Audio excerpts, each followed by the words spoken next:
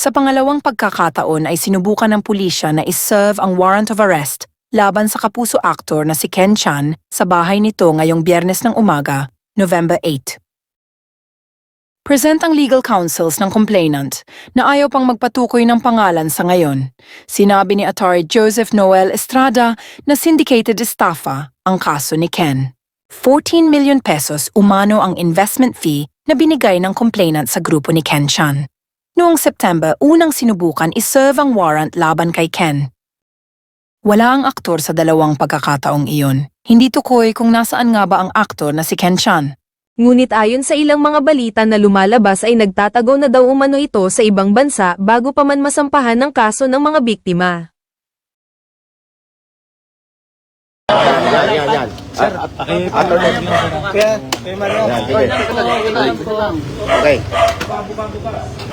Okay. Attorney, your name po? So anyway, nag-serve lang tayo ng warrant of arrest against Ken Chan. Sige. Dito kasi hindi naman natin pwedeng... Attorney, nag-serve kayo ng warrant of arrest. Pakiulit na lang. Pakiulit. Wala pa kami. Taas mo yun eh. Hindi lang para. I-ayos natin. Mainit. Hindi ka pwede dyan, Del. Dito, bawal daw dyan. Bawal. Game. Attorney. Nag-serve lang ho tayo ng warrant of arrest against Ken Chan para po dun sa kanyang kinakaharap na Taasa mo na, Del. Meron pong pending warrant of arrest na in-issue ho. Tol, mic mo, Tol. Sa kanya kasama yung kanyang Wala ka na. co-accused. So hindi na-serve yung warrant ngayon at patuloy na hanapin siya. Attorney, para po sa kalinawan, ano po yung exactly case na i-final po kay Ken Siya Chan? po at kasama yung I think mga 7 more co-accused. Sila po ay nakakasuhan ng syndicated estafa under Article 315 of the Revised Penal Code. So meron po silang pending na kaso. Ito po ay nasa husgado na at meron nga pong pending warrant of arrest. Yung basic details lang po ng kaso. Na kung bakit po siya So, basically, merong complainant na according to the complaint ay hiningan ng investment ni Ken Chan. Hiningan ng investment. Hindi naman sila authorized to solicit investments from the public. And using misrepresentations and fraudulent schemes ay nakakuha sila ng pera against dito sa complainant at dahil nga doon ay nakasuhan ng syndicated estafa. Gaano po karaming complainant at ito ay investment scam? Magkano pinag-uusapan po natin dito? Dito po sa kaso na akin kung nakawakan ay isa lang po yung complainant pero may hindi ko po alam kung may mga iba pang complainants against them. Pero ito po sa kaso na ito ay isa lang po ang nire-represent po namin na complainant at more or less ang involved na pera ay mga nasa 14 million.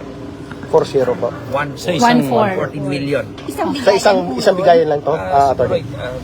I think base dun sa complaint, mga 2 bigayan lang yun. So it's a matter of in less than a year. At isang complainant lang po ito. Isang complainant pa lamang. Hindi po natin alam. Wala pa kung kayong may ibang complainant na alam? hindi po natin. Ilan ba yun? Ito, bali, 8 sila kasama si Ken Chan. 8 ho sila. Kaya ho syndicated estafa at yung pong kaso ay non-bailable ho. Attorney, ano pong relationship ni complainant kay Ken? Wala. Paano po nalaman, paano po siya nag-invest? I mean, paano po siya...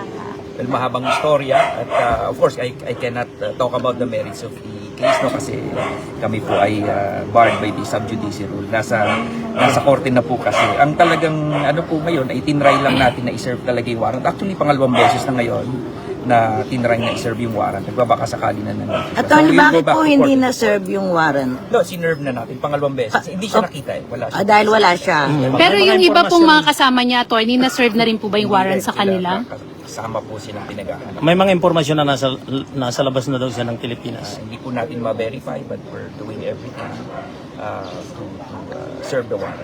So yung iba pong kasama niya, lahat po ito, attorney, hindi pa po nagpapakita? Hindi pa po. Okay. Ito po bang mga kasama niya, meron din po bang mga taga-showbiz or puro businessman po? Sa pagkakaalam ko ay si Ken Chan lang ang nasa. Nasa show. Actually, hindi ko alam na showbiz Na artista siya. Pero attorney, ito po ba parang corporation sila at nakaregister po ba sa SEC yung kanilang kumpanya?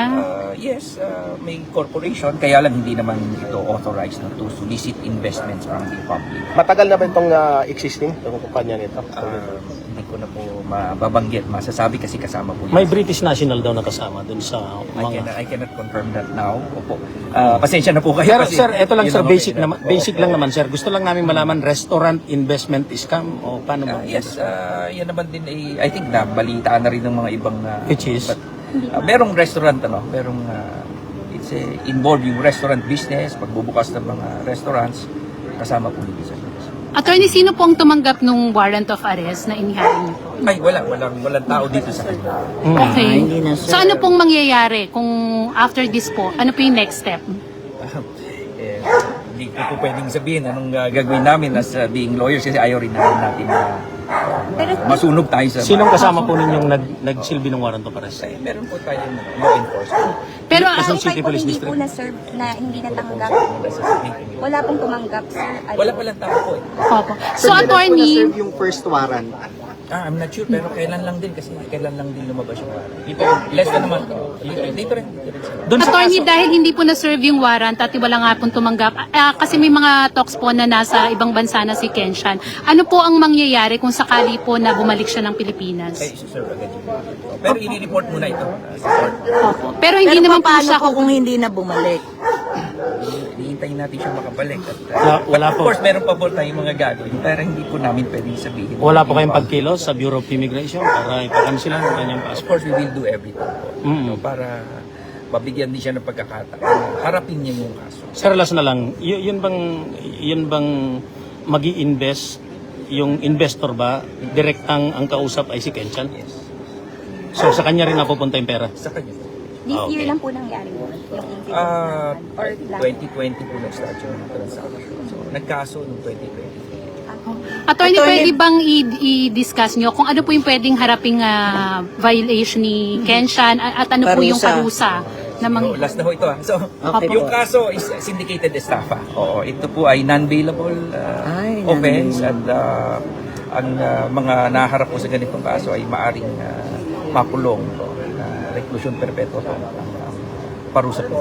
Wala pong Without, pakikipag-usap. ano. Wala pong pakikipag-usap na negosasyon para i-settle out of the court yung kaso. Sa akin pong pagkakalam ay wala po kami po as lawyers ay nakafocus na po kami doon sa legal process. Yung mga pag-uusap po na gano'n sa complainant. Kompletong pangalan na lang, attorney. Ako po si Attorney Joseph Noel Estrada. Noel Attorney, Estrada. sabi niyo po 14,000 sa client, may ballpark figure ba tayo magkano? 14 million. 14 million, magkano sa buo yung lahat na Yun lang yung sa amin, yung sa complainant na aming nire-represent, yun lang po, yung 14 million. Baka May pwede, estimated kaya kung magkano yung total? May idea kaya? Basta yung kanyang naibigay ay total 14 million. Attorney, last na lang, pwedeng malaman yung name ng complainant. ayan. Ay, hindi po natin nagawin for protection. Trabaho na lang niya, sir, kung ano siya. Trabaho na lang. Isa rin siyang artista. Hindi po. Wala. Ano po siya? Businessman? Businessman. Babae, lalaki. Kailan na-file yung kaso, sir? I think they filed sa fiscal year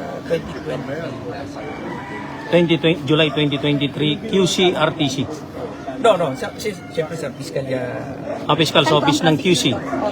Kailan lang palang sumampa sa court? QC po. QC po. Yeah. Okay. Attorney, sinubukan nyo rin po bang makipag-usap sa GMA7 na humahawak sa career ni Kenshan? Ay, hindi po. Sa akin po, bilang abogado, bilang po kami sa legal process. At Hindi ko po ma-confirm kung meron pong pag-uusap natin. At wala din namang liability ang kumpanya kung saan man siya connected. I wouldn't speculate for now. Nakafocus lang po kami muna doon sa syndicate. Attorney, kung habawa babayaran ni Kenchan ng 14M, pwede po ba makipag-compromise? Pwede po ba hindi siya masolve ng warrant of arrest? Ayoko pong pangunahan yung ating complainant pero sa ngayon po, gusto lang po natin muna na ma-serve yung warrant para harapin niya po yung kaso. Of course, nasa pag-uusap na rin po siguro ng complainant kung paano po i-settle yung utang, yung civil liability. But as far as I'm concerned, kami po ay nakatutok lang po dun sa kaso. Pero open for amicable settlement naman yung inyong kliyente. Itatanong ko pag tapos natin nga ay pwede ito. Attorney, for example, kailangan po bang pangako dun sa investment, magtayo ba ng restaurant? Paano po ba? Well, katulad ng mga siguro yung mga usual na investments ka, nangako ng malaking interest, monthly interest na kita. Kaya nga po, ang lagi namin sinasabi, mag-iingat yung publiko. If it's too good to be true, then it probably is. Diba? Pero may balita, attorney, na sinabihan daw yung complainant na lugi nga raw kasi, so anong ibabayad niya? Madali po kasi sabihin na lugi, pero pag humihingi ng pera ay tuloy-tuloy na nangangako, napakadali naman po sabihin na. So, hindi ko na po sasabihin siguro yung merito ng kaso, but palagay ko naman po ay sumpa naman dumaan po tayo sa tamang proseso at nakitaan naman po ng piskalya na dapat iakyat sa korte. So I think meron pong enough na yun. Thank you so much. Thank you, Salamat, Attorney. Attorney. Attorney, last na lang po, yung 7 po bang kasama ni Kenshan, same din po ang magiging parusa sa kanila at same case din po yung i-final sa kanila. Lahat po sila. Sige, salamat po. Salamat po.